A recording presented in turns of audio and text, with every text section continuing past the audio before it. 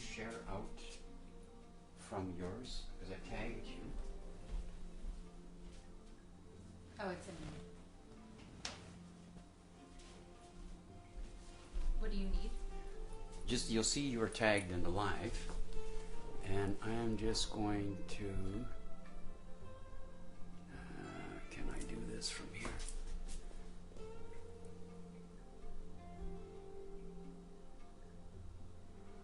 So I actually want to talk about kids. Like, I want to talk about like what people thought they needed to learn in school that they didn't get to learn. Of course. Things like that. Yeah, so here, if we share that out to groups, can we do that? What have you got as groups?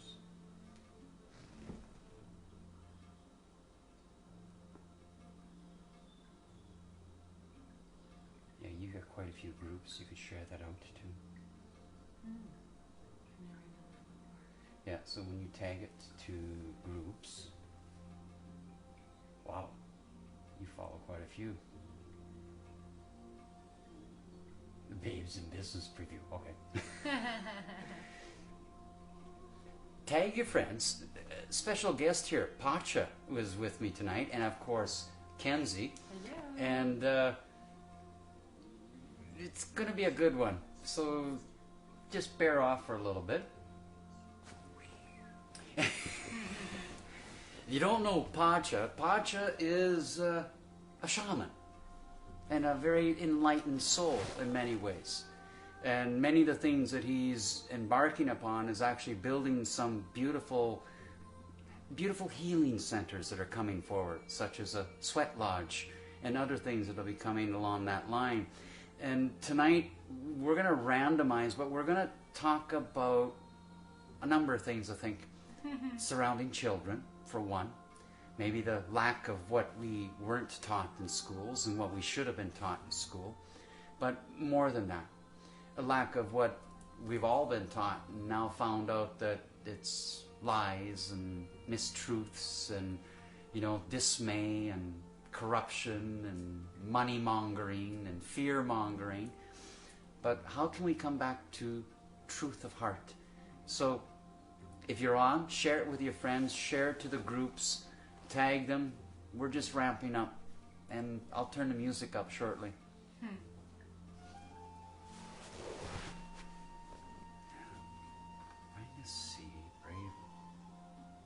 About children, you're going to talk about children? Well, yeah, I guess I want to get some feedback and just really learn, like, what do you think? Like, what do people think that, like, they wish they were taught that they weren't? So I guess I'm curious, because where are you from again? From Peru. Peru. Okay, so what was schooling like there for you as a kid? Like, what was it like there for you growing up? The school? Yeah. The school was cool. But yeah, definitely there was things that were missing.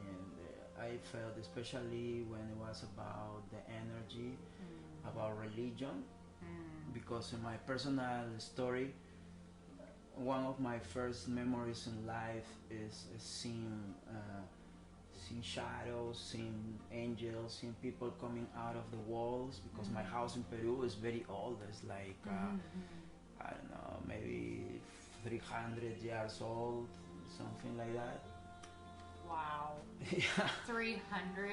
Yeah, or maybe more, because the basements are Inca, so that can be like thousands of years even. And then the second floor, is Spanish. The walls on top, and the walls are like this wide, like. Oh, so 24 up to 24 inches thick. Yeah. The walls are this wide, are Inca stones. The walls, the Inca stones were not a simple stone. It was a huge thing. They were built to last. Can handle the earthquakes. Right. Because it's like a puzzle inside. The walls are like a puzzle. Wow. So the strong earthquake hits, and the pieces just dance, move, but they stay in place, and the walls are pyramidal. Like they not We're going to talk about that. perpendicular. The You pyramid. guys talk. Okay. I'm going to go And so do my some house- things over here. My house was very old, right? Wow. And so one of the issues I have in school, I remember, was talking about these things. The why I see these things, what that means. Can not asking to the teacher, the religion teacher, what he can tell me about these ghosts that I'm seeing in my old house. He just didn't know how to explain things, and it tried to turn it against me. That there is something wrong about me, that I'm seeing these kind of things because maybe I'm not being a good boy, kind of thing. Right. But this was my baby stories, right? I was a 3-year-old baby when I was watching these things. And your first memories. yeah.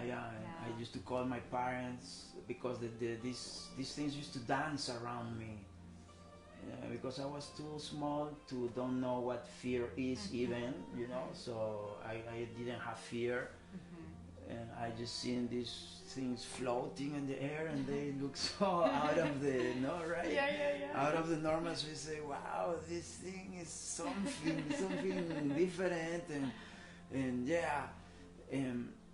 but then I get this feeling of the religion didn't have all the answers for some things, and it was more about I need to get baptized, I need to do the steps, the religious steps, and then I won't see those things anymore. Right. So it's almost like suppressing it, getting rid of it. Yeah, and me, I was not about, I don't want to see them. Me, I was about, what is all that other world, right?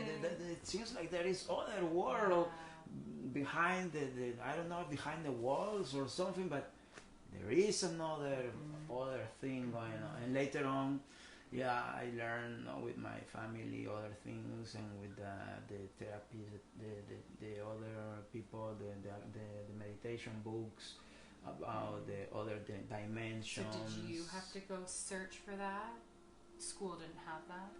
No, school never had that, because my parents, they both artists, and so they spiritually and mentally free. And they want to give me that freedom to me, so they never baptized me. They told me all my life that I was free to choose my own religion or my own beliefs. Right. So when I grow up, I become an adult.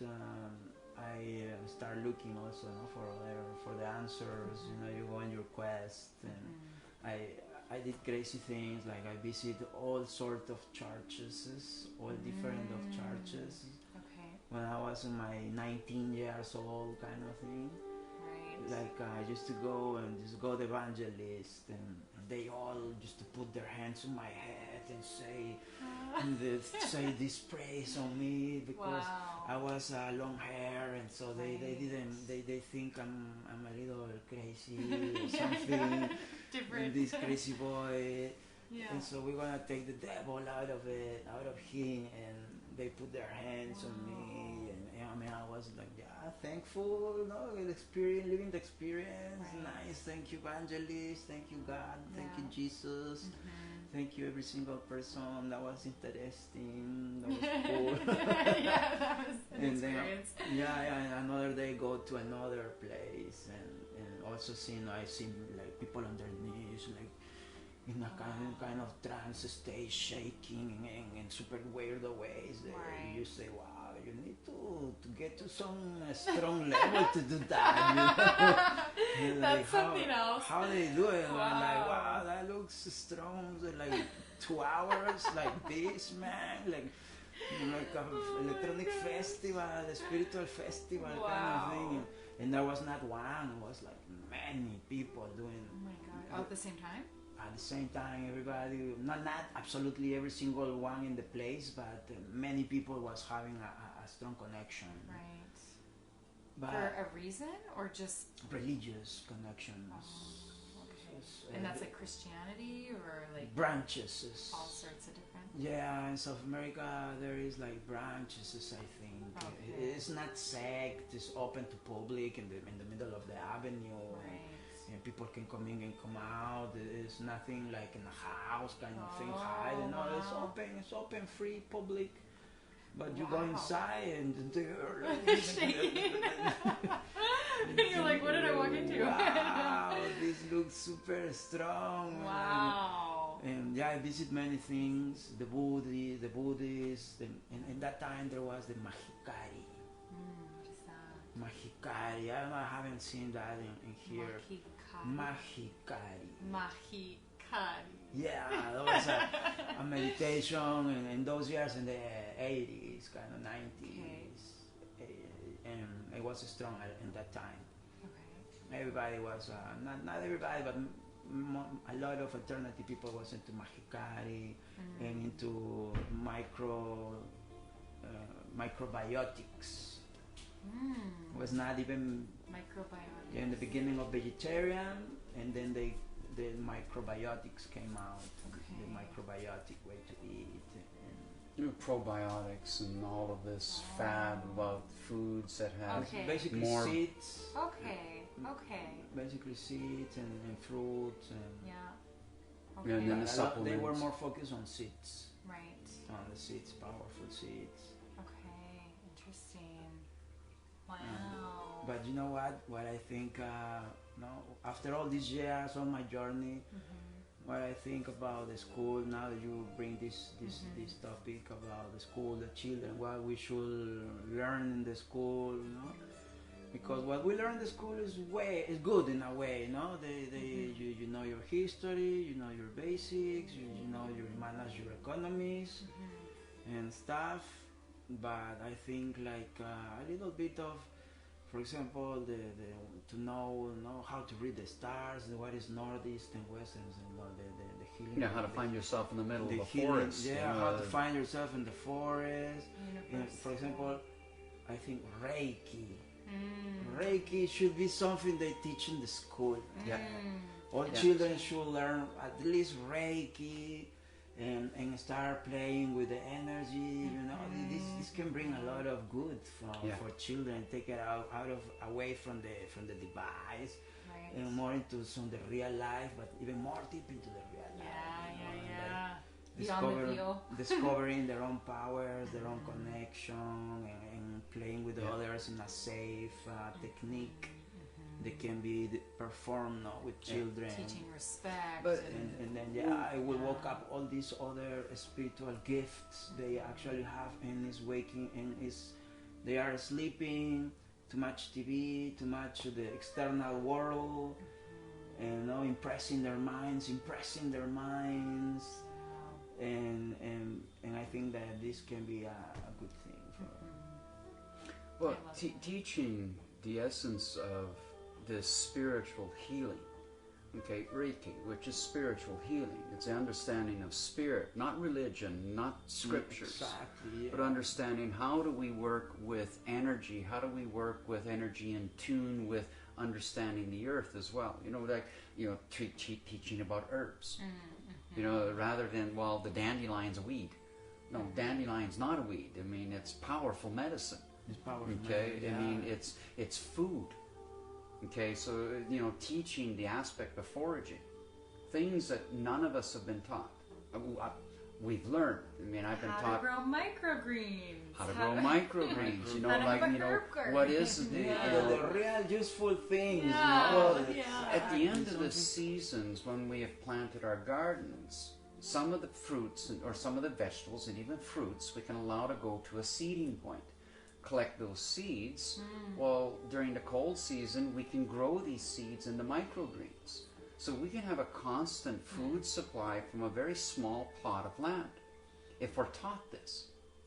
But we're not taught this. We're taught to go to the Costco's and the superstores and the Walmarts of the world. We're reliant upon consumerism rather than life skills, survival skills. We wait until maybe we go into Adrian, pleased to meet Adrian. Meet a wonderful cohort of mine. Okay, meet Pacha. Pacha is a shaman in many ways. He's a very enlightened soul, very open, very understanding, coming from both Peru to now being here in Canada. It's quite the shift from Peru to Canada. I'm asking him why he's here, because I would rather be in Peru, okay, and then in all of the ancient wisdoms and all of the essences of magic that exist there. And we'll get into a story here shortly about the Mayas. Okay, we'll talk about this shortly. With a lot of people, we've talked about this before. The Mayans? Yeah, the Mayans. I can share something strong about the Mayans. We're going to open up a Pandora's box. Kenzie had her... Adrian, if you had been with us last night, we were in a healing center where we were going through sweat and salt healing rooms and things like that. And we got into some discussions.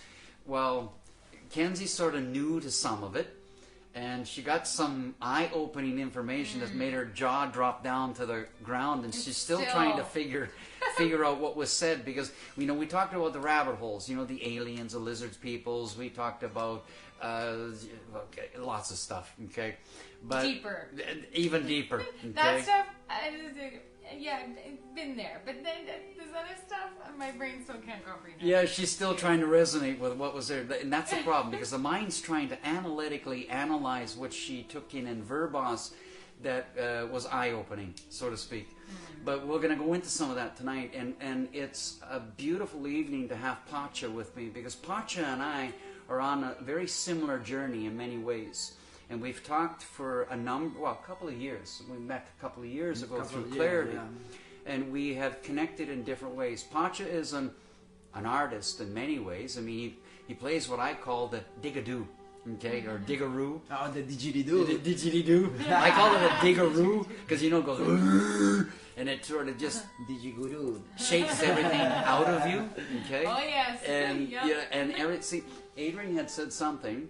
So everything is a contradiction that must be started with that first. So what you heard last night may have put in contradiction to some of the things that you already were aware of or starting to become aware of. Right. And that's where it's set in this tailspin. So some of the things that are deep truths, okay, you still trying to grab this. Yeah. Okay, so We'll touch the surface of that. Okay, we'll wade. We're gonna go skinny dipping, so to speak. Yeah. Okay. So if you can share out to all of your group. Oh yeah, he plays that, and he plays. What else do you play? Instrument wise. Yeah. The flute, the pan flute. The pan flute, charango. The ocarinas is different flutes. Oh yeah, we're gonna do a journey of a musical journey here in my backyard sanctuary coming up soon, and we'll air that live as well because it's healing, okay, in many ways. And this is where the power of music and the power of herbs, the power of the understanding of Gaia and our earth all come together in this frequency of nature, which is that 432 frequency. Okay, or 432 hertz, which is a lot of musical instruments are tuned to, and have been ever since they were created. I mean, the flutes, we play flute music, but little did we know that they were also synchronizing with Gaia and the earth and the frequency that nature has. And we were just talking about what has been missed in our schooling. Okay, we're taught math, we're taught a little bit of history. Okay. Not all the history, but we're taught a little bit of it. Then we're taught economics, and we used to be taught cooking. And I don't know if we're still taught economics. Yeah, probably not taught economics. Good evening, Jackie, and surprise guest Pacha is with me tonight. And we were talking about what was missed in schooling, what we feel is being missed in schooling. And Pacha mentioned about teaching Reiki to children in school, the power of using energy to heal. Because many children already understand they have something in their hands. Mm-hmm. They're feeling energy, they're seeing things. Yeah. You talked about seeing... They have the they're open. The third eye. Third eye is open, the chakras. The chakras of the hands and the feet. Yeah, and they don't understand it. So this is what's lacking. It's like, I mean, I see things. How do I tell my mother I just saw something come through the wall? And the power of Reiki is it heals it heals yourself. It's your own energy working for yourself. Isn't this where Reiki started? The universal energy. Is no energy from anybody else or from this entity. It's just the cosmic energy that you can grab it. No, you grab the key, the chi from the air, and then you put it inside you, and then along years it starts doing the healing process. And you know, all children are beautiful and everything, but they also have these challenges that later on are going to show up, and that will be the real challenge of this person, no? The challenge of the journey. So I think this Reiki can be a good tool, a good help. Good way to say that. Well, I can see where a lot of Reiki practitioners would disagree with us, because it's been turned into a modality. So it's been turned into a business where, if we go back to the ancestral, okay, it wasn't business. We were taught this. Our shamanic leaders, our spiritual leaders were teaching us energy work. Well, if it's not Reiki, Reiki is an example. Yeah, Reiki's a word. Okay, but what I mean is teach them the way, you know, because in shamanic ways we also have ways to manipulate the energy in different directions. Basically, so it's teaching source is what we're teaching. I'm just curious, like, what does it take to move down that shamanic journey, right? Because you go from like a cookie What's in cutter. your heart? So you walk the path. You walk the path of heart. Because I guess that's just the difference. I guess I'm just connecting it to like the education system, right? Because it's like if you're in this cookie cutter like system, but this it's is like how do you get the shamanic like, is out also of that, or like, so it's like a university. The shamanic teachings, what a shaman knows is what we will call the past humanity generations knew.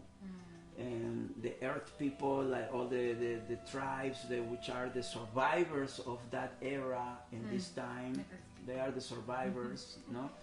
The condor people, we call it the condor people. And us, the people from the cities, we are the eagle people. Very true, Adrian. That's part of the prophecy of the world. You know the prophecy of the eagle and condor. When they both fly together, a new sun will rise. That sounds beautiful. Beautiful stories. But that means, that talks about different things. It's the people from the south and the people from the north. That's one of the meanings. Yes. Second meaning is your own heart and your own mind is the eagle and condor, and they have to fly together. Yes. And then there is the other meaning of the prophecy is the people of the woods, the people that doesn't need electricity to feel that they have a life, the people that doesn't need a hospital to rely or they don't need all of these things. No, they live simple, the earth for them to have a land and plant a seed. That is the technology they need. Right, and they know how to talk with the plants and heal, and the medicine is actually the plants. I talked to so these people is called the condor people, and the people that is the new people from the cities, and the new people is called the eagle people, and they also, when they will fly together, which means when they both medicines will meet, when they're both sciences will meet. Is when the new humanity will rise. The condor and the eagle will fly together. The rising but right now they fly in separate. Well, the whole world's in separation. Separation, well, especially the cities are in streets are in separation. Here's the protest. It's all Black Lives Matter, and it's all this matters. Sorry. So coming back to your question, is the shamanic in the old times when these other cultures were in their time to live, not to rule, to live. They also have, like us, we have now universities, institutions, and teachers and masters. They also used to have universities. Wow. The Aztecs, the Mayans, the Incas. Everybody goes to school. When they were children, go to school. in different ways, but they learn the what we call now shamanism, the way to connect with the energy, because the planet Earth has very strong energies that we don't know, and there is ways, but you have to study and takes time, no? It takes some time. And that used to be taught. It's like a taught, normal it's thing. still now. It is still taught. It's still taught. In some societies, it's still taught. For example, in Colombia, there is these shamans. This is a whole entire tribe, and they survive all changes in the world. They survive. They still keep being the same, and protecting their culture. And the government allows them to have an area that is protected and natural, and right. So it's their land. And for example, what they do to learn the connection, their first 7 years of life, they are inside caves with all the other shamans and all the other newborns and children, and they first are 7 years inside a cave learning things. Learning to connect with Gaia and the earth. They learn to connect with Gaia, and they learn to connect with Mother Water. And they know how to read the water, and they can see the bubbles in the water. They drop a stone and the water makes some bubbles, and they read, and they know strong things about the whole planet by just doing that. And they know where the river is sick and needs to be healed. They know where the industrial people is building a place where they don't supposed to, and they're gonna mess up, and a flood is gonna happen. And so they all know these things, and so there is teaching. It's not just so it's slowing down. It's not so It's not speeding up, and it's a process. It's not slowing down. It's just teaching to breathe. It's a process, just like you go to university, and every day you learn something, and in some few years you become this. You learn this.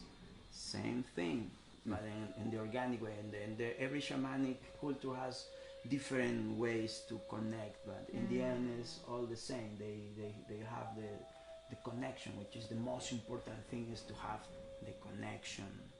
Once you have the connection to Gaia, you don't need a medallion, you don't need a bracelet, you don't need millions, you don't need nothing. You have the connection, and from there you go. And see, everything that I've been teaching you and teaching others is just little snippets. Okay? Because if I were to open up everything to you, your mind's not going to be able to take it all in. Because this is where we're stuck in mind. It's coming to connect this, and connect heart and mind. But it's not connecting the brain, that's the storage system. It's connecting the mind, where the third eye is allowed to now be in communication with the heart. And the two of them come together. And when we come together, now my heart sees, my mind reacts. Because my heart sees truth. My heart is connected to the truth. My heart is connected. Heart sees, mind reacts. Yes, because actually the other day, so the reason I can receive that little snippet of information is because I was, reading and doing some research, and so what I discovered is that your gut, like they're, saying your gut is like your second brain, but it actually might be your first brain, is what I think, because it is actually what is like feeling and getting a signal, and then it sends it up to the brain, and then your mind now has to compute it, or like speak it, or make sense of it, and then you bring it out into a conversation or this or that. But it's like your gut, it's not your mind. Gut is instinct. Yeah. Okay, so heart sees before even the eye sees. Yeah. When the heart sees, instinct kicks in. Instinct kicks in, the mind now is in processing. Okay, but our minds are so filled with mind fuckery, it's not processing, it's not allowing intuition to come forward, gut feeling, gut instinct. The heart is connected. If we're connected to the heart of Gaia, connected to Earth, okay, now our gut instinct takes in place. So intuition, foods, weather, water conditions, environmental conditions, our instinct is now wide open. But in the way that we've been taught, this has been taught to be turned off. So our instinct is turned off, our heart is turned off, and we're into this calculating, mathematical egoism that the mind is now filled with. Our body's just like a portal for the brain, like to... Yeah. When I watch Pacha play music, and he communicates to this diggeroo. I call it a diggeroo because it digs in, it's like that. Okay? But when he connects into this, and his resonating heart energy, as much as from his breath, but his heart energy that's coming forward, it shakes what you're holding on to. And even if you're holding on to a demon, believe me, if he puts it to the places where he feels, because his instinct, he's using instinct. Yep. It's like, hey, it's coming out your backbones, and then your wings come out. Yeah. But it has to get rid of the darkness first. Yeah. So the power of understanding music, okay, rather than understanding electronics. We're taught now electronics, we're taught coding, we're taught machine language, versus how to use a flute. Okay, instruments that are exactly, because our breath is part of this. But we're not taught this anymore. And it's the same thing with cursive writing. I was taught how to use a pen. Okay, how to write. Well, what are we breathing in, really? Today? In today's world? Well, I guess, okay, we go into, like, oxygen. But, like, what is oxygen? Like, you think, we're all sitting here breathing the same air. The ether of life. Yeah, it is what we're breathing. The ether, this magic energy is in everything and within everything. Yeah. When you fully Without that, we cannot last even 3 meal nights. Like love will say that water is life. Is the first food. Yeah. And in my school, in my shaman school, they call it air is the first food of the body. And it's actually the most important, more than water and food. Yeah. Because if you can't breathe, you can't drink. First thing you do when you're born, and the last thing you do when you die. Your first essence of life is breath. Every day, for your whole life, and that's what your life depends on too. So it's very, very, very deep. Like the power of air, this life, because it's not only oxygen. Like they try to do, this not natural water. They try to reproduce water, but it's always missing It's missing the key elements. the other element. Yes. So who's trying to create water? I remember many years ago the scientists were trying to They've been trying create water, just by putting oxygen and hydrogen molecules and bring them together to recreate water, recreate clouds. Well, we can go into that essence and look at what we're doing with cloud seeding, but we won't go into that tonight. But the thing was, like, the fish cannot live in there. Right. It was not the same. Take goldfish and put it in your tap water. What happens? It dies. Take goldfish and put it into my water pond, and it's very happy. Okay, the water is in its natural environment. It's in its natural flow. It's flowing through rocks and minerals and muds, and the water is fully alive. What comes out of the tap, it's not alive. It's dead water. It's filled with chemicals and pesticides and fluoride and chlorine and chloramine and on and on and on and on and on. So all of this that we are drinking in today's world is poisonous. It's actually calcifying that third eye.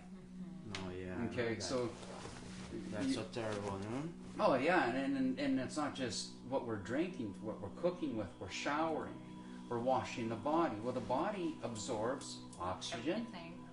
It emits toxicity, so it works like a filter. So you're washing in it, and your body's absorbing this as well. So the whole bioaccumulation of what we're getting from our water, and then what we get from our foods, and then we wonder out why we're filled with mind fuckery. We can't process it. We're filled with anxiety. We're filled with panic and fear and all of this. Well, we don't have the natural resources within the body to turn around and fight these elements. Okay, it's the same thing as the colds and the flus. If we eat rightly, we breathe rightly, we drink rightly, well, we function with nature and the law of nature. We become stronger. We're meant to face the elements. We're not meant to get the poke and take the pill.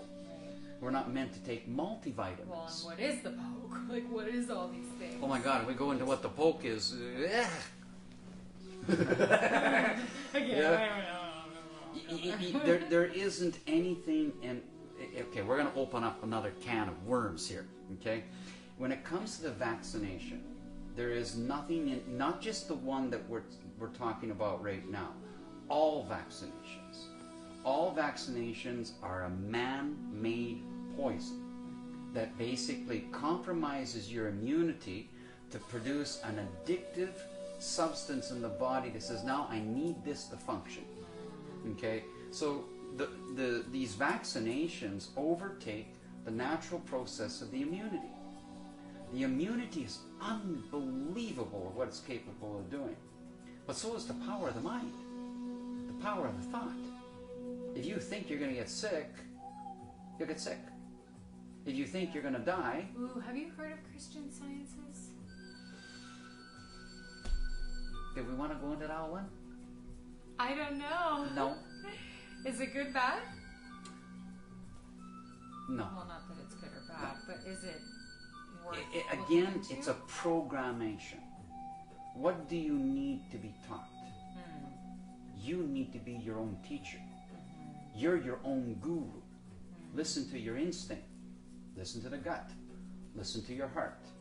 And then allow the mind to process what the heart has already seen. The heart sees 5 seconds before you even see with your eyes. Just 5 seconds? 5 days? Minimum. 5 years? Minimum 5 seconds. Okay. Okay?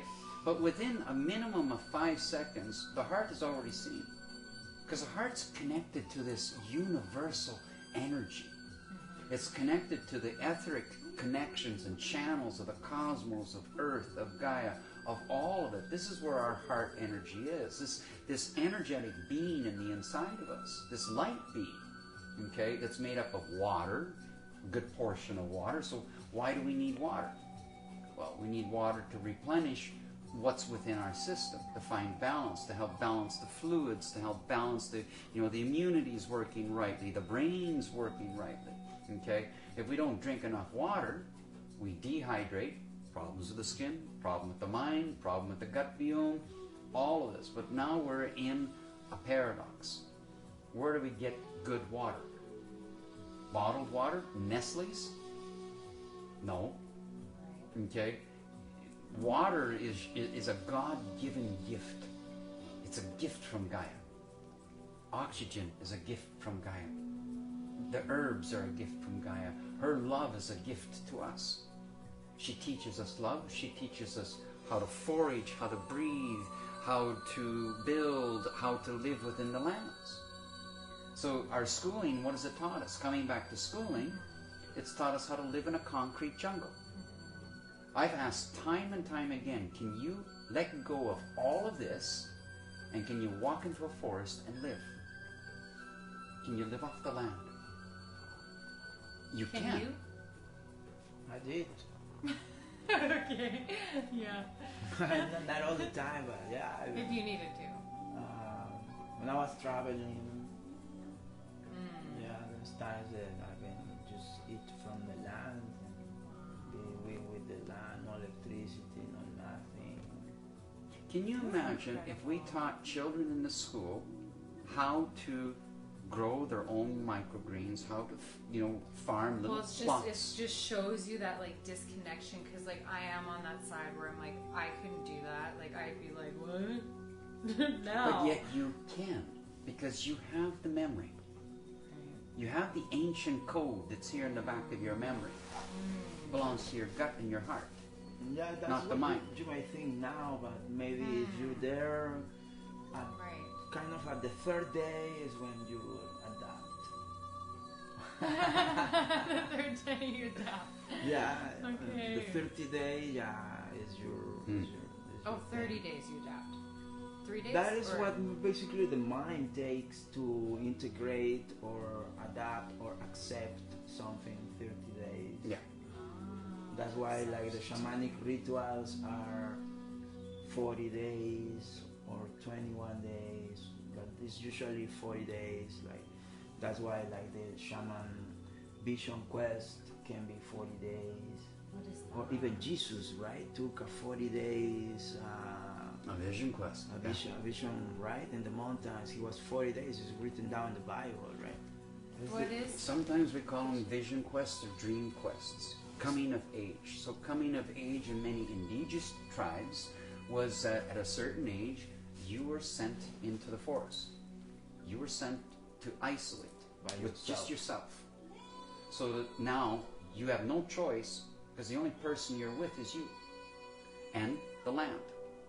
So instinctively it's going to come forward. You'll all of a sudden you'll know what to eat. You'll see what the animals, where they're drinking. You'll see what the animals are feeding upon. So it's going to tell you right away instinctively, if the animal can eat this, you can possibly eat this as well. Okay? You'll instinctively start to understand how to make tools. Okay, you say, well, I can't make a fishing pole. Well, why can't you? You Okay. figure it out when you have to, I guess. You know, I don't know how to build a lean-to. Well, you'll figure it out. So part of that vision quest is to understand, how am I integrating with Gaia? And how she's going to guide me as soon as I open my eyes. But if I don't open my eyes and I allow panic and fear to set in, Right. I won't last 3 days.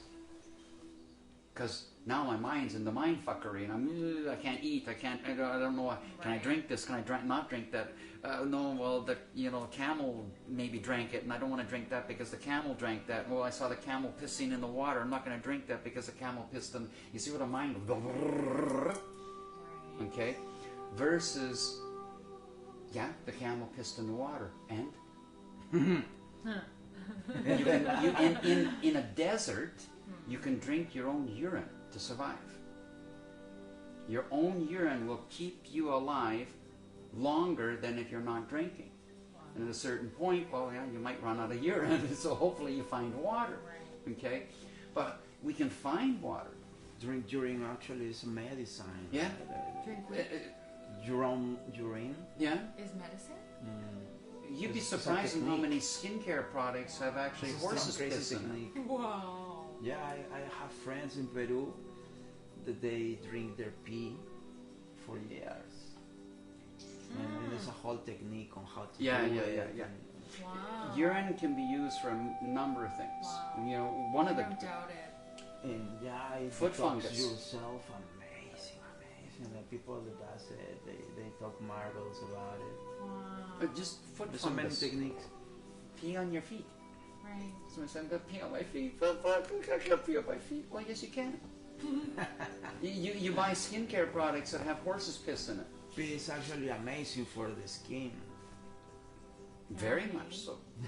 All the inner antioxidants of the body. What wisdom, is, I guess. when urine is part of the filtration. So the kidneys are filtering everything we're taking in as it's collecting water. So as it's expelling this, it's also expelling nutrients. There's nutrients in urine. You can tell how healthy you are by the color of your pee. Right. You know, if your pee is very dark amber, you're very toxic. Okay? It shouldn't be. If it smells, there's something off in your system. Okay? It should be almost transparent. Okay? And that comes from drinking enough water, one. Eating foods that are high in electrolytics, high in water content, you know, fruits, vegetables, all of this. Even instinctively, we know what to feed on throughout the entire seasonal changes. We know how to forage for roots. We know how to collect our herbs. We know how to collect our medicines. We know in a certain time we need certain proteins to build up for the colder season. So as a species that's an omnivore, sorry all you vegetarians out there, okay? As omnivores, we're designed to eat what is available to us. Okay, with respect, of course.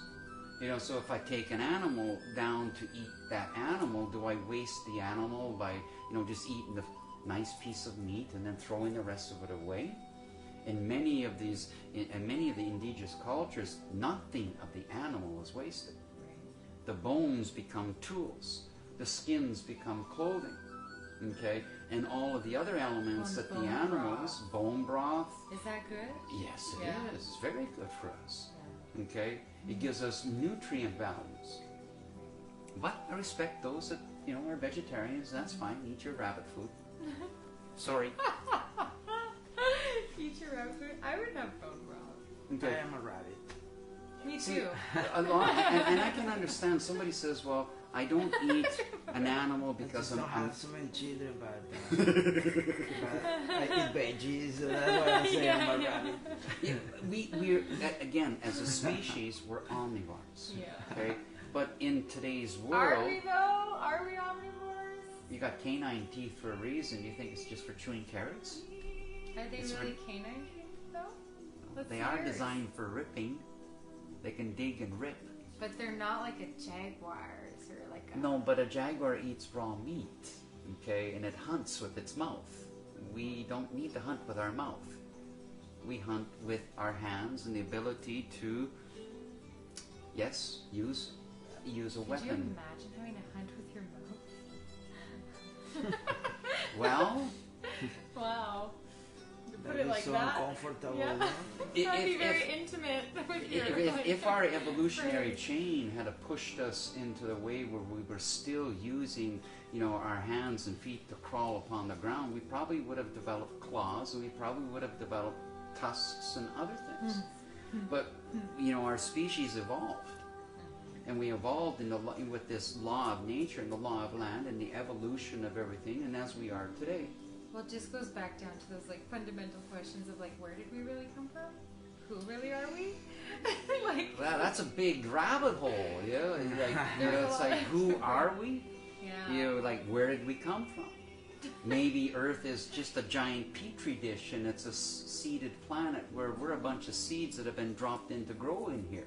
It's a school of experiences. School of experience is another way, you know. It's like we touched a little bit about the flat Earth, you know. I've never heard that. What the guy last night talking about that, he used a different word for it, but Well, we could be a floating disc in the middle of just nothingness, and everything circulates around us, and we're just a piece of technology in a holographic matrix.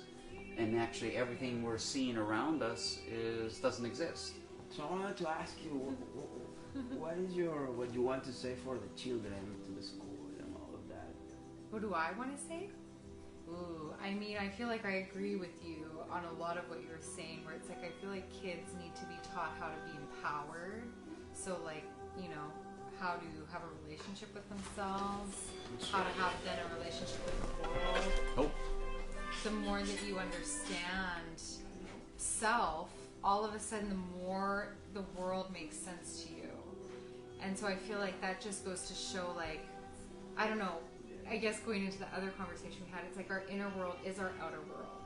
It's like you have such a different universe going on inside of you than I do, but yet we're here in the same room, like sharing energy at like a very common level, you know? And you can have that with anybody and everybody. So we have an exchange right now as is going on, this energy field that's touching, you know, if I push a little bit here, okay, I can feel your energy field around, okay, and that's because I'm not thinking. So I'm not in thought, I'm just in presence, okay, and so as I'm moving my hand, you're feeling this. And some of you say, wow, that's a bunch of garbage, right? Well, okay, it's because you're up here in the mind. Okay, and this is the whole thing, is that we've never been taught this. We've never been taught the science of the energy of everything that's alive. Okay, we can play with it. Yeah, I did Okay. Qigong the You know, other it's day, like, and I "Doo, literally doo." saw like the energy in between my hands. Yeah. Like So moving. all of these ancient philosophies that are slowly disappearing. The reason they're slowly disappearing is because, well, where are they disappearing to? Through this course of our education, it's Disbelief. pushing it out. So we're being programmed to not believe in these things.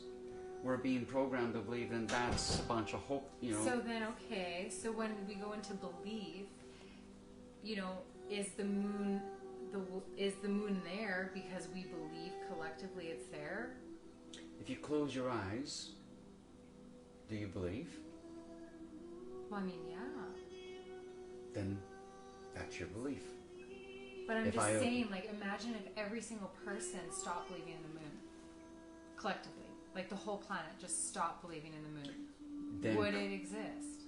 No, it wouldn't. Because a collective energy would all come together and would actually, moon would disappear. Because nobody now believes in it. So then how crazy is that? Of, like, collective beliefs and how they work, right? Like, how that affects. Power of suggestion. Power of I'm the teacher versus you're the teacher of self. So we look at somebody to program us to say this is right, this is wrong, this is how it's done, versus listening to the heart. Okay, listening to the gut, listening to instinct. Okay, allowing ourselves to see truly what is there, versus what has been programmed to be seen. So we've been programmed to see, well, that's the sun, that's the moon, this is Mercury, that's Mars, that's Uranus, you know, and all of this. Is it true? And you look up at the sky, you see the stars. Is it true? What are you seeing? I mean, based on what you see, it's true because you believe that what you see is true, right? Yes and no. Because then sometimes you get caught up in your physical reality when you just see the matter in front of you and you don't see past, like, the veil or beyond. It's because we've allowed this mask to be programmed in front of us. It said that this is the way life is, this is the way religion is, this is the way politics is, this is the way the world functions. When it's not. No. That's the myth. And that's where something really, like, hit me last night, where somebody was saying, like, if you don't believe in, like, something bigger, like, if you don't believe in, like, spirit or God or whatever you want to call it, you know, if you don't believe in that, then what do you believe in? Your government? Like, that's the roof? Like, that's the ceiling of what you... Is that all you're going to believe in? You're like, how many people are like this today? Yeah. I think that's... Sorry, I think for to believe or not to believe, to pass that question, people need to have the experiences, no? See, okay, so I thought that, but I've actually been playing around with this concept in my, like, manifestation. So we usually think we need to have, you know, money to feel abundant, or we need to have a car to feel happy, or, you know, we need to have, like, a different job to feel freedom, like, well you know, said, these Adrian. things. But sometimes we think we need proof to believe, or we need evidence to believe. That was what I was going on. For example, but do we? Kind of yes, because... What if you just bypass needing the proof and the evidence and you just believed? It's because when you have the experience, then you know what is on the other side, so then you know how to get there, so then you know what you need to do in order to cross the dimension, the physical dimension, and to go the other side, and then you will know the answer back, and you will be in a different things, like what I was telling you about, to make the connection. Once you have the connection, this special connection, the connection is something that is not easy to describe with words. It's kind of not a feeling, but yes, you feel something, and it's mostly this process, because it was many different experiences that you live through some time, some few years, in order to really cross that line of belief or not belief. For example, for some people, for me, that question of believe or not to believe is not anymore a question, because because it's not that what I read in a book, is what I actually do with actions, and these actions have consequences, and these consequences are the spiritual answers, you know? And so it's very different when you want to, for example, many years ago I was learning how to connect with the angels and these spirits, with some people in Mexico that they were very connected with this, and I do the steps, I practice the steps, the meditations, many days, many months, until I reach the level, you know? And then I start having these experiences, and once you see the spiritual beings are real, or once you can feel them, they interact for real in your life, and real happening things happens, and it's not coincidence, it's the answers. They are saying hello, you know, keep going, we are here, and so then you cross the answer, believe or not to believe. Now that doesn't cares anymore, because now you know what you live. You know, nobody told you. You didn't read it in a book. It's not an amazing conversation. It's just a part of you now. It's a thing that happened to you, and not one thing. It's because it's, you know, you keep walking the path, so more things coming, happening, and build. It's those mystical, magical experiences. All of these experiences starting to open this other world, this other view for you. So then what do you do with that when you have that? What you do is then you're not alone. That's where the mind takes power. Okay? You're not alone. You're not. Even if you don't need to know all the books, all these techniques, all the explanation, all the philosophies, all you have the connection. And I'll give you an example. I feel that. I'll give you an example. My stepfather, okay, which I didn't know until 2 years prior to when he passed away, he could never read or write. Never. In fact, my mother would sign all his checks. She would read the newspaper to him, all of it. And I never knew this. But yet, if you had met him, you wouldn't have been able to tell. He could fix a car. He ran a Gomaco machine laying down cement down miles and kilometers. He went to Idaho. They trained him how to fix the machine. How did he get through without reading or writing? Determination and action. He grew up in a way that's what he was taught. Try. Try. Don't think. Try. My father and my grandfather always said to me, don't look at what you say you can't do, just try. Because each try you do, each time you try something, you learn something. Cursive writing, coming back to cursive writing, what did cursive writing teach me? Manual dexterity. What I can do with my fingertips and how I can feel and how I can sense, okay? I can close my eyes and I can tell you what I'm touching. Because I developed this manual dexterity. I look at what I create when doing the soul prints and the time that it takes. And somebody says, I can't do that. Well, why can't you do that?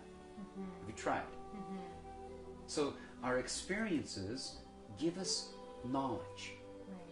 They teach us. They give us wisdom.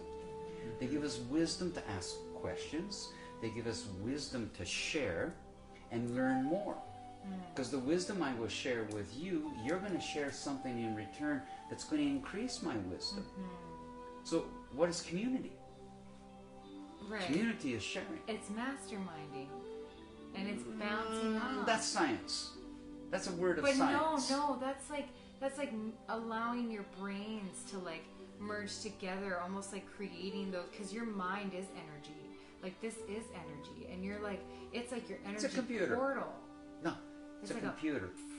Okay, it's here, Here's the... The eagle is here and Yeah. the condor is here. Yeah, there you go. Eagle and right. the condor. Yeah. The curse of radio. Just step back up here. Nowadays, it's all... Yeah. So coming back It's to not your even all question, typing, Rosie. You know what we're yes, doing? the shamanic We're doing voice to they also text. say, And it still gets it "Don't wrong. believe me. I'm not trying to convince you of nothing. Right. I'm just gonna teach you the technique, the procedures, and you got to put your belief, your faith, give it the chance, and see what happens, and work on your own connection, and then See, the a magic phrase- happens to you, and then that's when you just cross the no belief or don't believe. Now you know. Yeah. There's a And then powerful you just phrase. keep doing more things, and wow, open more things, open more, open. I gave these two gummies, so they're having fun over here. Thank you, guys. Okay? Yeah. So there's an old saying. It says, believe to see to believe. So if I believe in what I see, Right. okay, now It's there. I can see to believe because I can see more. So first off, it starts with belief. What do I believe in? Do I believe in the system or do I believe in me? Right. We're not taught how to believe in self. We're taught in how to believe in the system. We're taught how to believe in here's the books, here's the scriptures, here's the religions, here's the politics. Believe in Trump, believe in this one, believe in that one, rather than believe in self. So we search all our life to try and find purpose or find belonging because we've been taught to, well, I have to follow the leader. Right. Really? You're your own leader. Right. So if you believe in yourself, if you don't believe in yourself, well then yeah, you're going to follow Trump and you're going to follow Trudeau and you're going to follow the Gandhis of the world. You're going to follow everybody that's trying to tell you how to live life when you already know how to live life. First off, breathe, starts there. And second off is open your eyes wide. Not just this. This is the truth. Oh, and here's the Bible. Okay? Here's the truth. Here's the Bible. No. All the truth is right It's a narrative. It's a story that's been told. here. Yeah. Okay? Does it have truth? Do you believe the story? That's the choice that you have at hand. Do you believe the story, And or do you can make up a story for anything you want to believe in, Well, too. of course you can.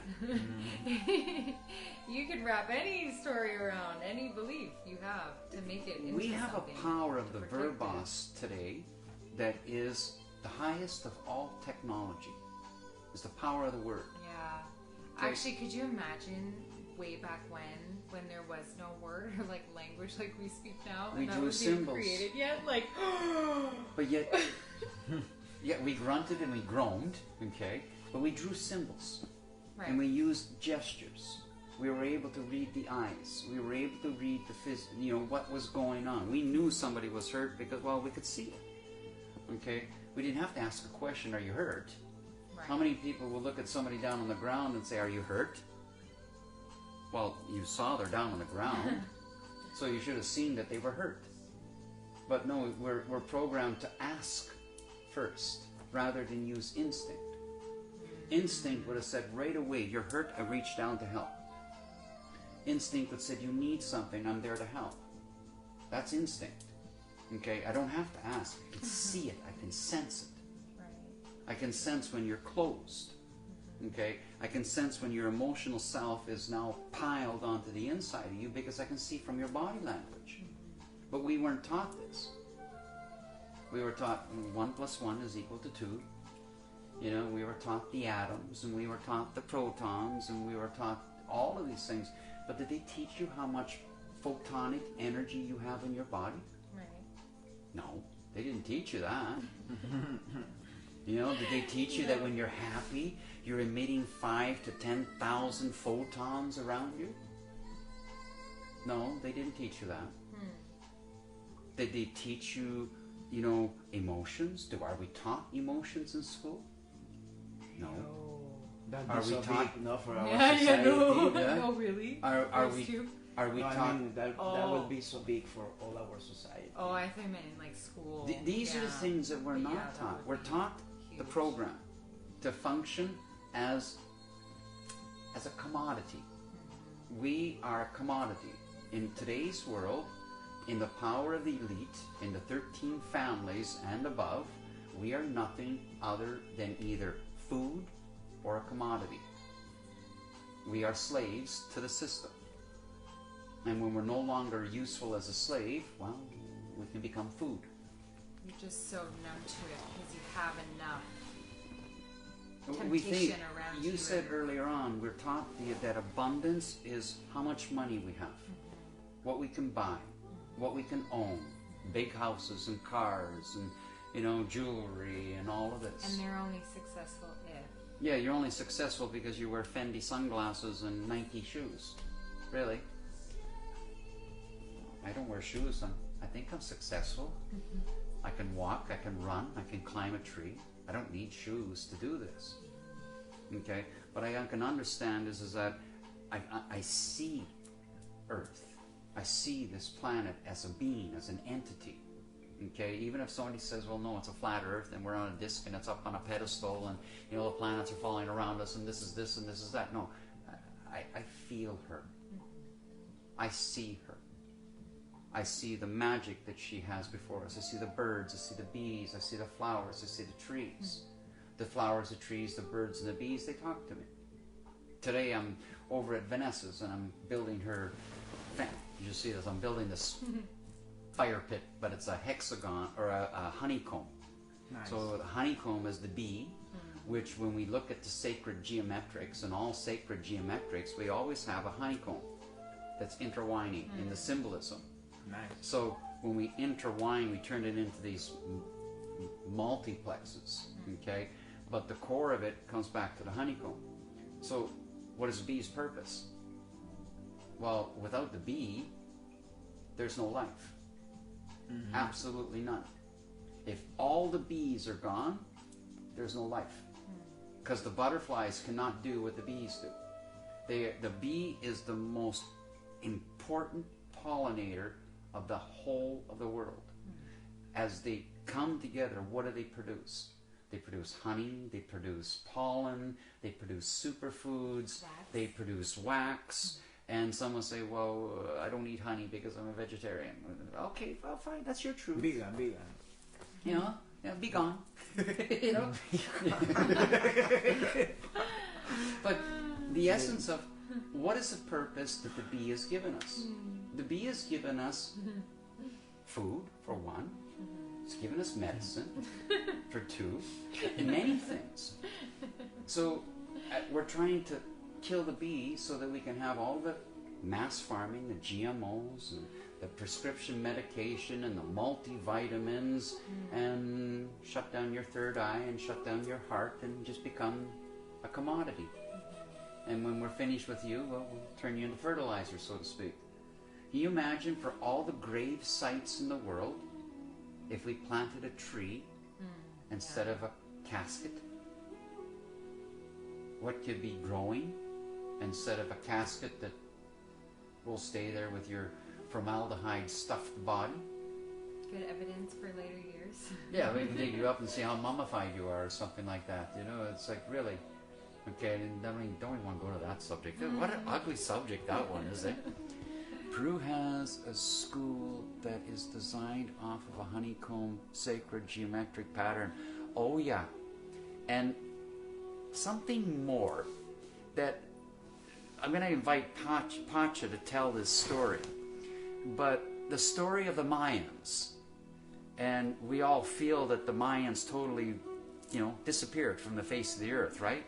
They did. They did, in part. But he has something else to tell you. Well, yeah, thank you. I'm not gonna talk about the history of the Mayans because that's very long. Yeah. But I'm gonna share it with you what I learned, what is the Mayan synchronary about. The Mayan synchronary is about many things, but the one I'm gonna share now is how they see time, and the way how they read the time, and the way how they they do the timing calculations. And what they do is a small horoscope for every single day. Mm-hmm. Every single day has 4 points. And 5, actually 5, but in order to get to the 5th one, you need to go through the 4. And so they say that in every single day of life, because everything in the end comes back to you. It's never outside. It's not the universe. It's not these days are crazy, or these days is happy, or yesterday was sad. It's us. Everything starts with that. It's our connection, and what is going on inside of us got reflected outside, and then come back and returns to us. So what we felt 2 weeks ago may come back now, 2 weeks after. But the Mayans, they have this way to read the time, and every day will be like the beginning of the day can be a peaceful morning or can be a chaotic morning. Depends on what is going on with you. Oh, definitely. So you have to read because sometimes you will say, oh, today I'm okay, I'm doing nothing, I woke up normally and all these crazy things are happening to me. No, all these people is their energy is different today. And they are the guilty, because me, I'm doing nothing, I'm good.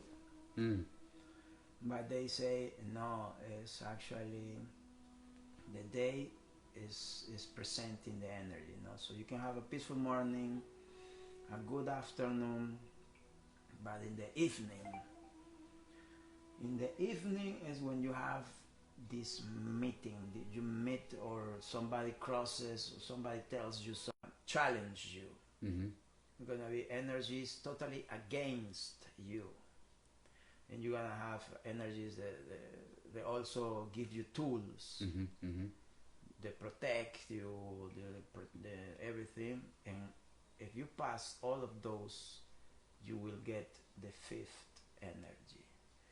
And that is something that we do it sometimes, and I'm gonna explain it in this way. It's like I say, you have the peaceful morning, the good lounge, the nice afternoon, everything was going nice that day. For example, with somebody that you live with, everything was a nice day, but in the night, something happens and the situation appears. Now you're in the middle of a problem, a situation, this and that, something. And sometimes we manage our own universe, and we deal with the situation, and in the end we were the magic. We didn't get into the conflict that we could, and things didn't escalate, things changed, things calmed down, things got better, because you didn't lose control of your own universe. You keep the balance. For some reason that day you say the right words, you say the things that needs to be said, you manage energy, you make yourself happy, and you make others happy. Everybody get a little bit of happy, so the happy is not in only one person. So the happiness was distributed equally. And then after the problem, you get out of the situation, you manage the situation nicely, and then you feel so good with yourself. And you say, wow, I made it. So that is the 5th energy. Because otherwise, if you didn't control your universe, the challenge, you didn't pass the test of the day, by the end of the day you'll be ashamed of yourself. You were saying, oh, I need to learn this, I need to work on this part of myself, or I'm so bad, or this and that. And so that is what this Mayan synchronarity helps. It's a tool. It's a tool to read the day, so then you can be aware of today's a challenge. Because also not every single day there is a challenge, but there's days that you're gonna have a challenge, and it's better if you are prepared. We're designed to have challenges, are we not? We put ourselves challenges for ourselves. Yeah, for a reason. If we don't challenge ourselves, then we become complicit, and we Then become. life has no up and downs. It has no up and downs and has no meaning. Life is no It's moving. not valleys. You have no peaks and valleys. Yeah. Well, it's like a roller coaster, you know. It's up and down every once in a while. Yes, You gotta ride in it. the shaman school, that's what they taught us. For example, like these things are just, you're justifying your existence by having problems with this person or this situation. You need to, because otherwise we'll be flat, we'll be lazy, will be no we're adventure, just no journey, Stay inside a box. and you can hear for a journey. For those that are just joining in, let me introduce you to Pacha. And Pacha is a shaman. He's from Peru. He's now living here in Edmonton, and I'm fortunate to know him and call him a brother in many ways. We do a number of things together. We'll be doing more coming forward as well. Some sound journeys, some healing journeys, and sweat lodges. So if you know what, you can come over here to Canada, up to Edmonton. We'll take you on a true journey, okay, in many different ways. One of the things that I wanted to talk about is that you told me the story about what we thought was the ending of the Mayas, but yet there was a group of the families that had actually... Oh, it's not the Mayans, it's the Incas. Incas. Okay, so correct, I'll start the story. If I'm wrong, you tell me if I'm wrong, okay? So according to the story of the Incas, and we know that they disappeared, supposedly, okay? They but were yet, exterminated. No, that's what the official version there's says. the official version. They were exterminated, okay? Except for, I think it was at 40 or 50... 40 families, 40 shamanic families. So 40 shamanic families of the Incas were not exterminated. And they went on a journey to find a place to live, I gather. And they found themselves in Peru. In Peru, in Cusco, in a place that is not far from the actual capital where they used to live on. Yeah. They move on like 4 days walking to the top of some mountains. And in there they say the original 40 families, they escaped from the chaos, from the war, and they just knew this because they have all these prophecies too, the prophecy of the chaos, of the ending of the Inca time. It was prophesized already, and they knew about it. And when they see that it was becoming real, they also did their magical consultations, and they went to some mountains, and they stayed there, and they built a dome of energy around all the 40 families, and they become invisible for 500 years. So for 500 years, the Incas, a group of families, shamans, escaped from the end of their culture and found themselves in a part of Peru where they kept themselves hidden for 500 years. Can you believe that? It's unbelievable because it has a great deal of truth. And in the truth of it, I'll let Pacha continue because it's an unbelievable story.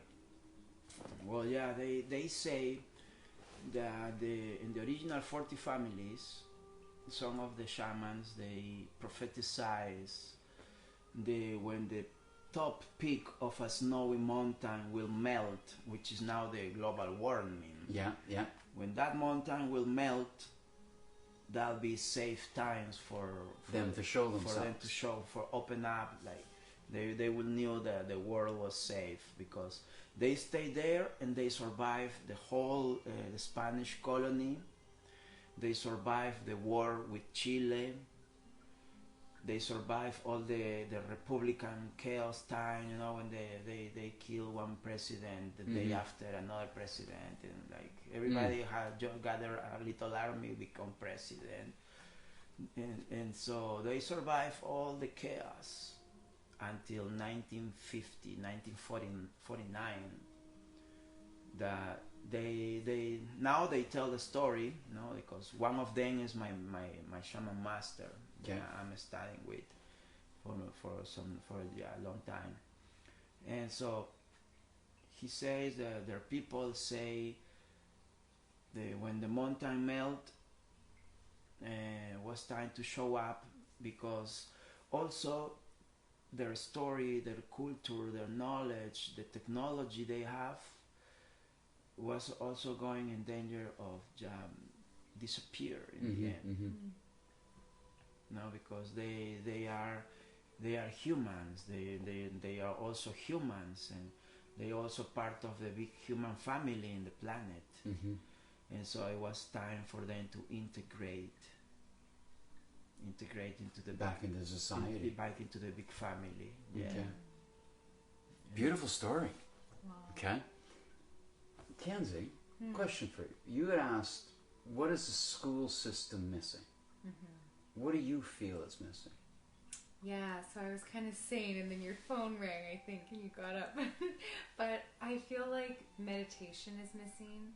I feel like really not, like gym is great and all, but it's like almost like conscious body movement. Like, where are your feet? Like, where, like almost like incorporating like that, I don't know, like you're becoming your own doctor kind of thing, like your own best doctor, like you are your own best teacher, you are your own best guru, and just empowering kids to find that in themselves and not be raised, I guess, in a society or, comparison pool that's not serving them, I guess. Yeah, I fully agree with you. If we taught meditation in school, breath work, how to release stagnant energy, how to power of self-healing, emotional intelligence, understanding emotions, understanding the power, how love is not just about loving somebody, but loving, respect, morals, values, all of this. Things that know your why. This is in a great deal is what's missing from our school systems, and always has been missing. We may have taught some beautiful things. Well, it is not just about thinking for yourself, but thinking in the sense that you understand self. And so if I understand self and my purpose and the ability that I can look in the mirror and see myself and see who I am, not from the outside, but from within, to see my heart, to see my spirit, to see my emotional intelligence. What are my emotions? What is anger? How does anger come about? There's many schools in Europe that actually teach what is called the power of three. And the power of three is this interaction between two people. You, me, and the relationship between. So I have a relationship with you, I have a relationship with you. They don't belong together. Two independent relationships. I own what I put into the relationship, you own what you put into the relationship, vice versa. 100% what I put into it is mine. But each of us are only responsible for 50% of the health of that relationship. So if I'm in disconnection of the relationship, and the relationship breaks down between me and you, is it the fault of me or the fault of you, or is it the fault of we didn't pay attention to the relationship? What was the purpose of our connection? What is the purpose of our helping each other, understanding of each other? What is the purpose of listening? Both ears? Not just, I see you, but I don't hear you. We're not taught these skill sets. And the same thing of teaching meditation, teaching energy work, teaching how to forage for food, how to build things, how to build a tool from nothing. I can take a stick and create a sword. I can take a stick and create a spear. I can take a stick and create a fire. Because I've been taught this. I've learned these things. So my question earlier on was that, can I step into a forest and start living tomorrow? Yes, I can. I know how to create tools. I know how to build a fort. I know how to build places to live in. I know how to forage for food. I know how to hunt for food. I know how to live within the seasons and prepare the seasons, because I can feel the difference in the seasons. we as energetic beings, we follow the seasons of Gaia. As the earth changes, we change. And as the seasons change, our bodies come into changing in frequency and vibration, as the earth is changing in frequency and vibration. We, like bears and like other animals, the environment or the season changes. What does the bear do? The bear goes into hibernation, he forages, he feeds, he gouges, himself on foods to prepare for the winter season, because he needs the fat energy in order to survive. We're in a world where the hyper-thin models are showing us how to wear fashion, and winter comes along and we're looking to wear a fur coat, and we're still cold. So we haven't fed the body rightly. We fed it fast foods, we fed it greases, we fed it sugars. Okay? And then we're wondering out why we're sick of mind or sick of heart. Because our food also affects this feeling of heart. We can become heavily toxified, and now the heart hasn't got the energy to feel or sense. So it is again coming back to teaching basics. Food, foraging, how to interact. The basics. In many of the schools, in some of the places, schools in Europe, we're actually diffusing aromatherapy. And the amount of conflicts with children are minimized. Mandarin is an example, or mandarin and orange mixed together produce a happy scent, but also produce a relaxed state of mind, which allows them to have better retention. They learn more, they retain more, because they're not in mind fuckery. In our schools here in North America, we have metal detectors and we have cages around the schools for the most part. So what are we teaching children? Fear and bullying and all of this that comes into play. So there's a lot of things to look at what needs to be changed, in where we are in today's world. So I think that's good for tonight. No, it's awesome. Yeah. So Wow. a random one-on-one, but something else. Kenzie is leaving Edmonton. So our lives, well, she won't be sitting with me here for the majority of times, except when she comes to visit. So Calgary's not that far, but we have technology, so we can still communicate through technology and have the live feeds that you become accustomed to, with a lot more coming, okay? And some surprises as well. But for tonight, thank you to my guests of Pacha, Thank and you. of course, beautiful Kenzie. And on this beautiful hump day, or Wednesday, or some people it's Thursday morning or Thursday afternoon, I wish you a pleasant good night or a pleasant day. And I'll see you tomorrow night. Don't forget, tomorrow night is at 8 p.m. my time, with faith, mystique, and the alchemy of some herbology and botany, so to speak. So we'll be cooking up a storm together tomorrow night. And Pacha will be back very soon, and some other things that we're planning on doing as well. So for tonight, or tomorrow morning, or your good day, have a beautiful one, lots of love, a bientôt, namaste.